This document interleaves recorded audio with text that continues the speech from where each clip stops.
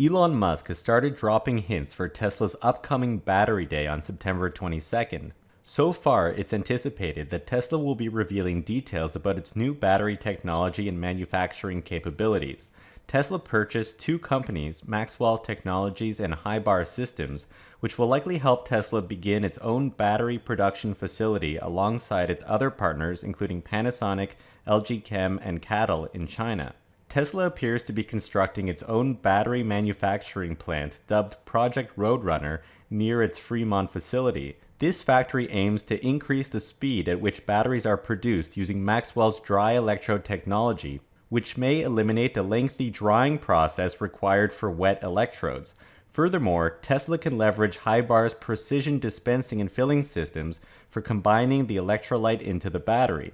At the same time, there are also projections that Tesla will be able to increase its battery density and allow for higher energy in its batteries without increasing the weight of the packs.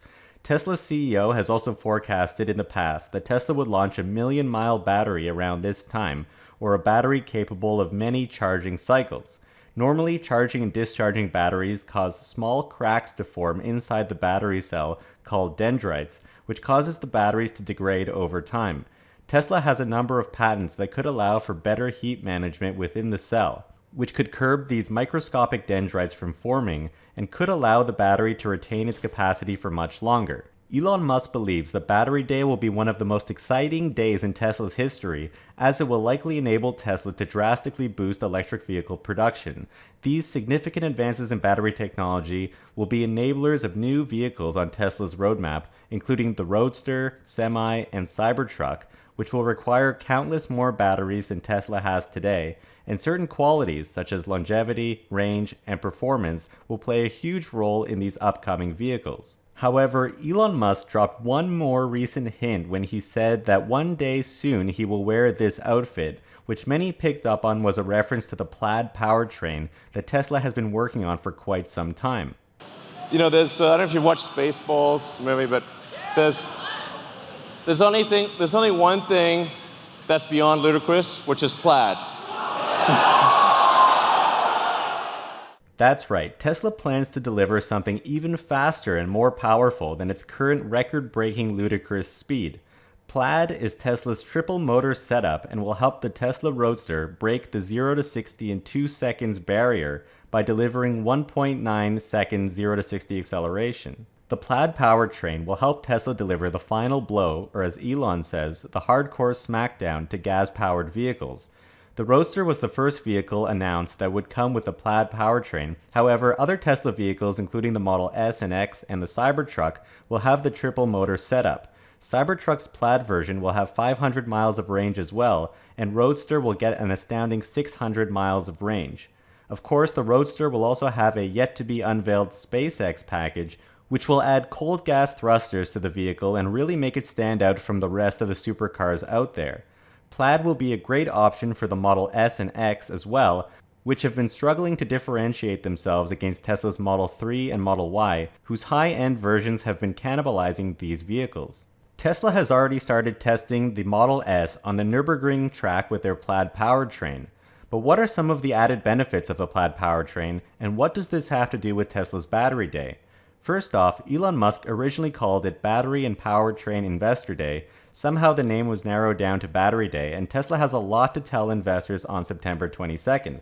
Let's look at how Tesla's advances in battery technology will go hand in hand in enabling the Plaid Powertrain.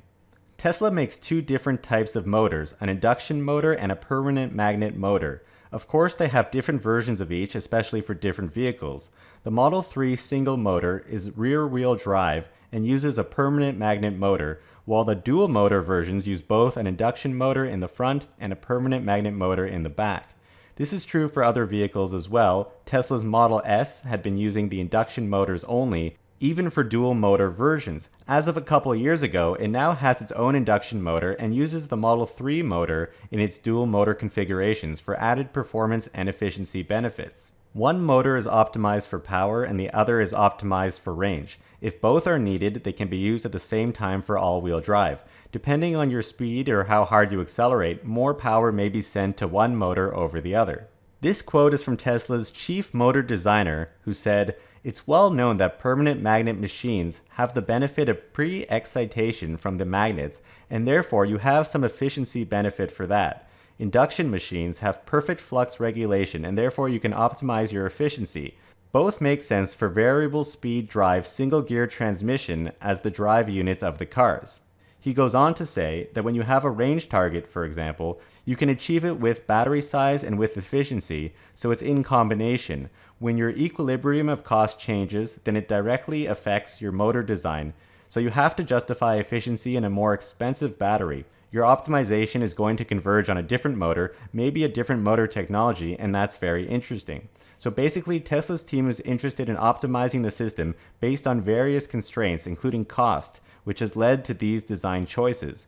But the induction and permanent magnet motors can work together to provide both efficiency and power, as we'll see in a moment. First, let's take a quick step back for a bit of history about Tesla.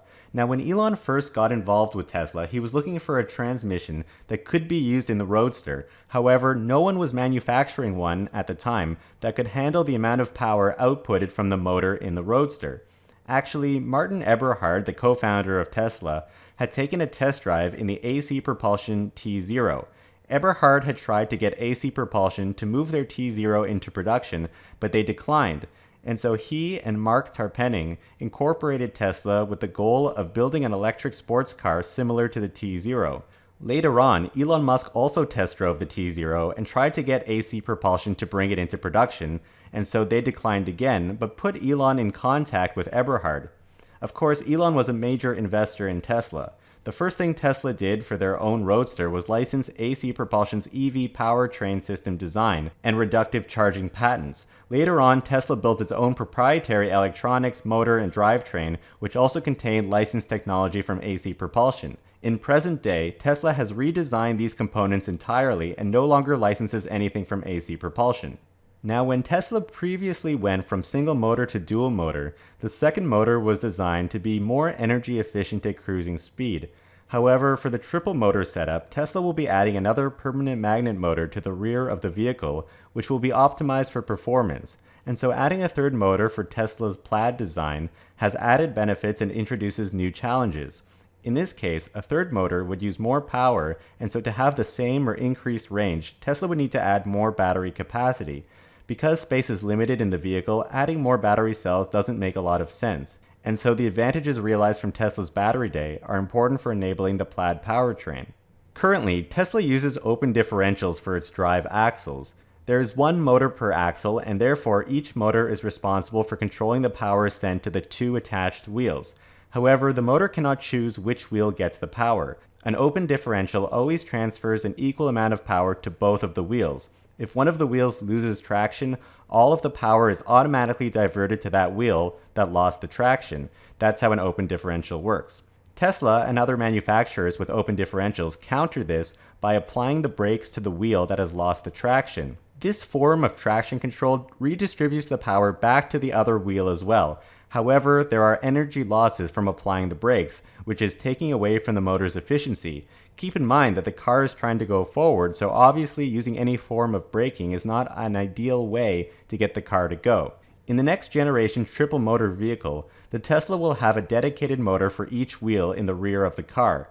This will allow Tesla's drive computer to send the maximum amount of power to the wheel and only cut back when it detects the wheel slipping. Thus, it optimizes for the most efficient acceleration performance. Hopefully, in a few generations, Tesla will have a quad motor on its vehicles, but for now, the cost is likely prohibitive of that. Also note that although the Tesla Semi is expected to have 4 motors, this applies to the rear axles since the Semi has 6 wheels. Nonetheless, this will help maximize the power and efficiency for the Semi. Another added benefit of adding a third motor is torque vectoring.